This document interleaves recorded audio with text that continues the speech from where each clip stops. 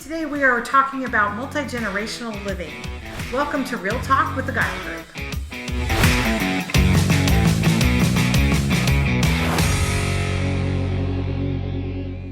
Hey everybody, we are here today talking about multi-generational living.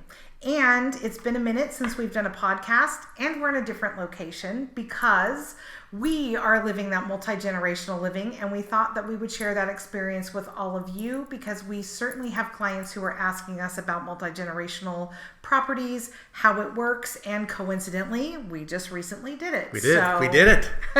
It's exciting. We did it. In September, end of September this year, it kind of came out of the blue for us, even though we kind of kicked it around for a while, that we found a property that would work for us for multi-generational living, and we did it. Yep. We jumped. It was interesting. It was one of those things, we like Vicki said, we kicked it around for years, but it also was one of those, what we tell our clients, if it checks all the boxes, it's meant to be, and do it. And we looked at this property and it was like, oh my God, it checked all the boxes. It checked all the boxes. So, I felt and here we are. physically ill when it checked all the boxes, but it did check all the boxes.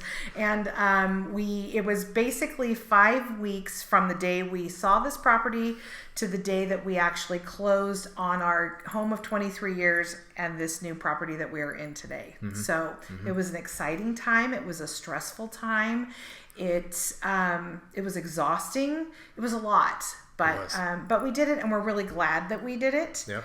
And we were pretty clear on the criteria that we had because we had kicked it around for several years. Yeah. And moving in general is a process. Moving, in our case, 3 adult children and 3 grandchildren into the same property is a whole nother ball of wax and process that we've been mentally thinking about and discussing for a long time. Yeah.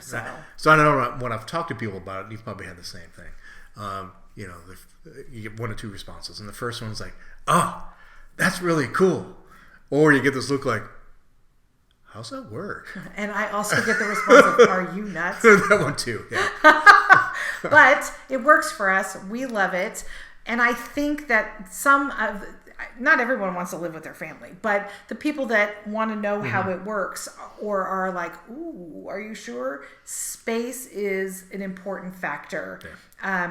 We needed to have space for each one of our households, which was basically 4 of us. Yep.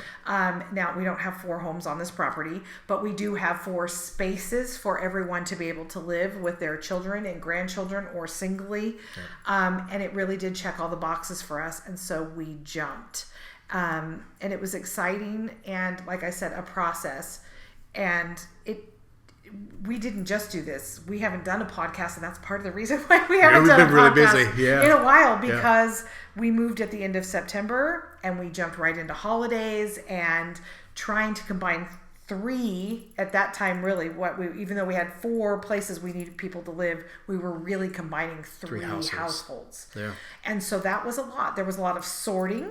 So it was very much like downsizing and moving. We had 3 independent households, so we had 3 of everything things. Pretty much, yes. 3 cookie sheets, 3 this, 3 that, and so we had to consolidate and repackage and resort. And but it was very exciting. It was very exciting. And I think the cool thing, for us, it allows us to do a lot of things with our family. Obviously, we're together all the time. The holidays are great. We love spending time together anyway. But it also allowed us to really get more than what any of us could really do on our own. Absolutely. We were able to leverage actually the power of all of us. Yes. And got a great place. We've got some space that we've always wanted to do. Yeah. We have room for gardens and things like that. And all of that's coming up. Yeah. We have some plans because we did get a little bit of acreage.